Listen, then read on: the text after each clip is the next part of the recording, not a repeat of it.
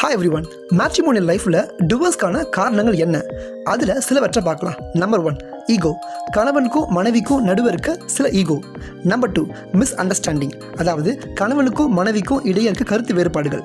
Number 3, communication gap. அதாவது கணவனுக்கும் மனைவிக்கும் சரியான முறையில் பேச்சுவார்த்தை இல்லாதது. Number 4, misunderstanding in sexual relationship. அதாவது கணவனுக்கும் மனைவிக்கும் தாம்பத்திய வாழ்க்கையில் சரியான புரிதல் இல்லை. Number 5, cruel behaviour. அதாவது கணவனுக்கும் மனைவிக்கும் நடுவே இருக்க சில வன்கொடுமையான செயல்பாடுகள். ஸோ இப்படிப்பட்ட பிரச்சனைகளை நீங்கள் பேசி புரிய வைக்க முடியும், அல்லது அதை மாற்றக்கூடிய சில வாய்ப்புகள் இருக்குது.